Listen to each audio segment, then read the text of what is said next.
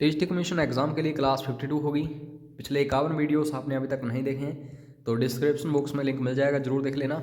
हर question को खुद attempt करना वीडियो को पॉज करके, ताकि आपको ऐसा लगे कि आप एग्जामिनेशन हॉल में ही बैठे हो और आप खुद अटैम्प्ट कर रहे हो इन क्वेश्चंस को, ना कि मैं आपको करवा रहा हूँ। आशा करता हूँ आपने सिलेबस अच्छे से कवर कर लिया होगा। आप खुद को टेस्ट करो इन वीडियोज़ के माध्यम से डेली। चैनल को सब्सक्राइब कर लेना, बेल आइकन को प्रेस कर लेना, ताकि इन फ्यूचर हम जो भी वीडियोस अपलोड करें आप सभी तक उनका नोटिफिकेशन पहुंच जाए। NRHM निम्नलिखित में से किस वर्ष देश में इसकी स्थापना की गई थी? सबसे पहले तो कमेंट करके ये बता देना मेरे को कि NRHM की फुल फॉर्म क्या है, क्योंकि फुल फॉर्म्स भी पूछी जा रही हैं हमीरपुर बोर्ड के द्वारा।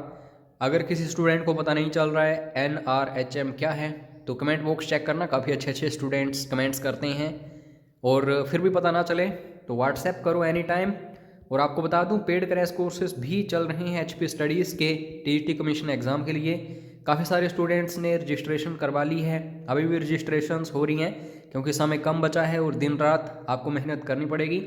तो फीस जो है 50% है। Daily PDFs, daily online mock test series books, PDFs, notes, PDFs, previous year question papers, videos, phone call support etcetera सब कुछ हमारी टीम आपको प्रोवाइड करवाएगी। तो मैसेज कर लेना अधिक जानकारी के लिए।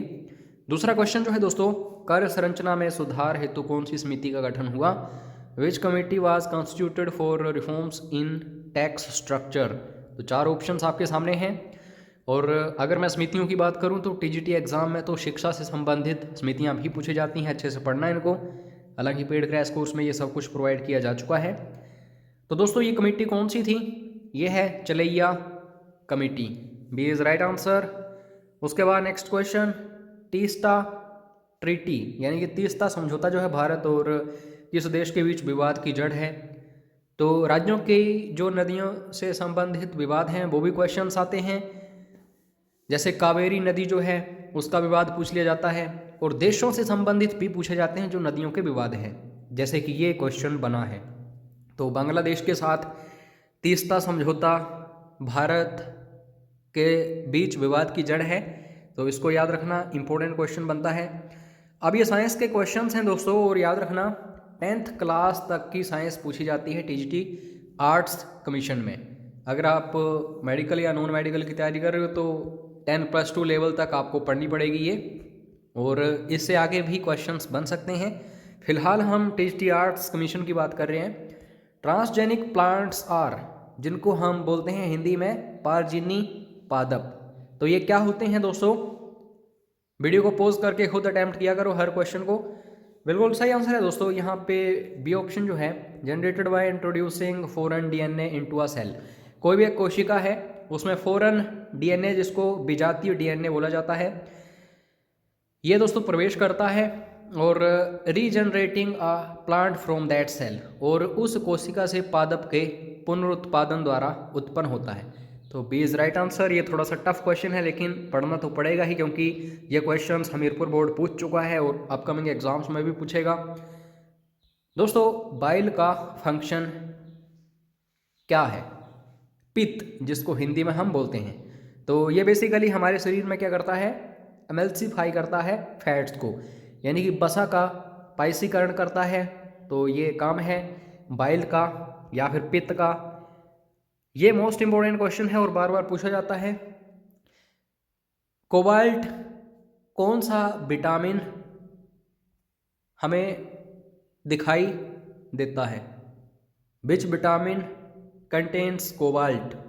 तो बिल्कुल सही आंसर जो है इस क्वेश्चन का वो होगा विटामिन B12। तो ए is right answer.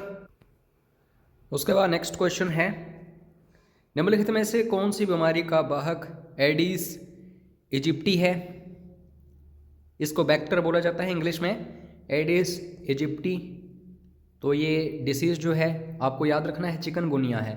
C is right answer. ये भी क्वेश्चन बार बार पूछा जाता है एग्जाम्स में। और एथलीट्स फुट, ये दोस्तों एक बीमारी आप इसे कह सकते हैं, लेकिन क्वेश्चन ये बनता है कि किसके कारण ये होती है? क्या ये वायरस के द्वारा होती है, विषाणु के द्वारा, बैक्टीरिया के द्वारा, या फिर फफूंद के द्वारा? तो बिल्कुल सही आंसर जो है वो ए ऑप्शन होगा, फफूंद के द्वारा एथलीट्स फुट डिसीज़ हमें देखने को मिलती है। और निर्भय ये भी इम्पोर्टेंट है दोस्तों। अगर मैं बात करूं डिफेंस से रिलेटेड, जो भी मिसाइल्स होती हैं, टैंक्स होते हैं या फिर जो विमान हैं, एक या दो क्वेश्चंस पूछे ही जाते हैं। तो निर्भय जो है ये क्या है? ये दोस्तों सबसोनिक क्रूज मिसाइल है। इंडियन डिफेंस सिस्टम में ये यूज़ की जाती है, इसको याद रखो। और Project Seabird is connected with, Project Seabird किससे संबंधित है? तो इसको भी याद रखो। ये भी दोस्तों डिफेंस से ही रिलेटेड है। Greenfield naval base at west coast of India, Bharat के पश्चिमी तट पर ग्रीनफील्ड नौसैनिक अड्डा है ये, ठीक है, प्रोजेक्ट सी वर्ल्ड। उसके बाद नेक्स्ट क्वेश्चन, ये भी इंपॉर्टेंट क्वेश्चन है क्योंकि इन चार ऑप्शंस को आप देखोगे तो इनमें आपको एक एजेंसी ऐसी मिलेगी जो दोस्तों प्राइवेट है और काफ़ी ऊंचाइयां छू चुकी है पिछले 5 से 10 सालों में। World's first electric satellite was launched by, विश्व का प्रथम विद्युत सैटेलाइट किसने प्रक्षेपित किया था? तो ये है स्पेस एक्स। एलन मस्क का नाम आपने सुना होगा, टेस्ला कंपनी की है, अमेरिका के काफ़ी बड़े उद्योगपति हैं, तो अच्छे से देख लेना। D is right answer. परम पदम इज, परम पदम है, तो क्या है ये दोस्तों? ये है इंडिजीनियसली बिल्ट सुपर कंप्यूटर। ये एक सुपर कंप्यूटर है और आपको पता होगा कि सुपर कंप्यूटर्स जो हैं फास्टेस्ट कंप्यूटर होते हैं और साइंटिफिक पर्पस के लिए इनका यूज़ होता है। मौसम विभाग वगैरह इसका यूज़ करता है, एंड सो ऑन। उसके बाद नेक्स्ट क्वेश्चन है, निम्नलिखित में से कौन सी संस्था भारत में राष्ट्रीय आय का आकलन करती है?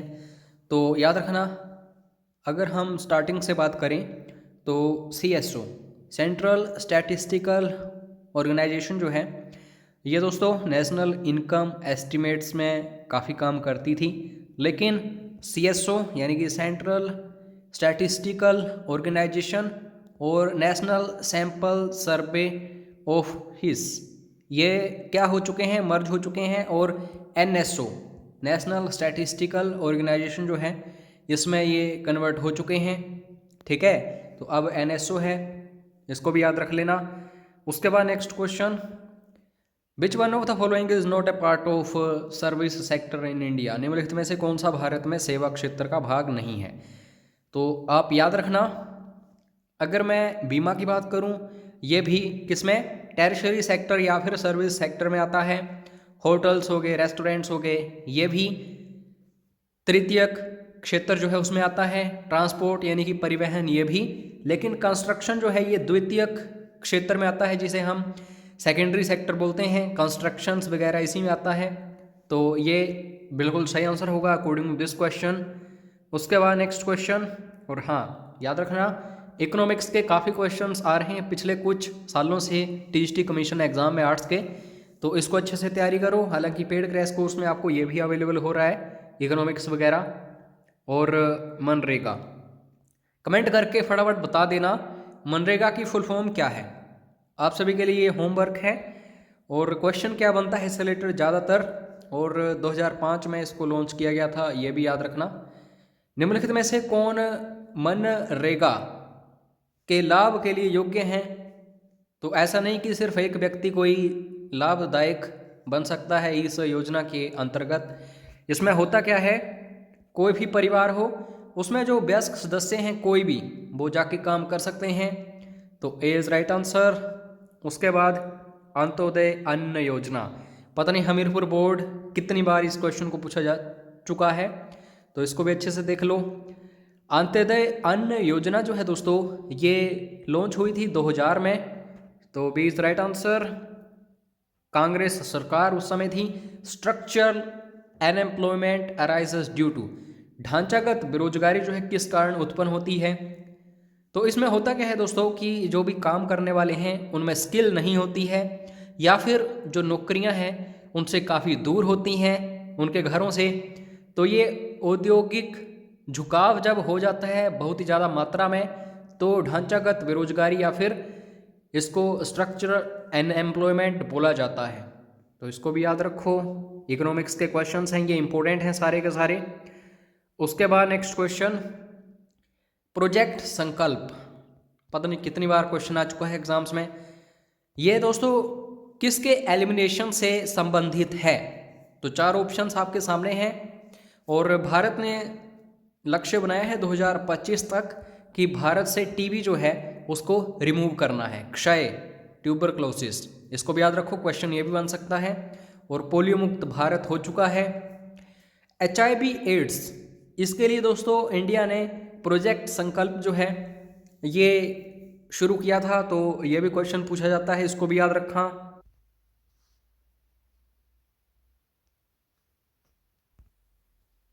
उसके बाद ये भी क्वेश्चन इकोनॉमिक्स का है। तो क्वेश्चन क्या है, किसी देश में जीवन निर्वाह स्तर किससे दर्शाया जाता है? जिसको हम इंग्लिश में अगर बात करें, स्टैंडर्ड ऑफ लिविंग जो है ये रिप्रेजेंट किया जाता है किसके द्वारा? तो ये राष्ट्रीय आय इसका बिल्कुल सही आंसर होगा, क्योंकि नेशनल इनकम जितनी ज़्यादा होगी वहाँ पे रहने का जो या फिर जीवन निर्वाह स्तर है वो उतना ही बेहतर होगा। क्या कोई स्टूडेंट कमेंट करके बता सकता है कि जो इकोनॉमिक सर्वे हुआ है हाल ही में भारत सरकार का, जिसको वित्त मंत्रालय पेश करता है, उसके तहत भारत में राष्ट्रीय आय कितनी है?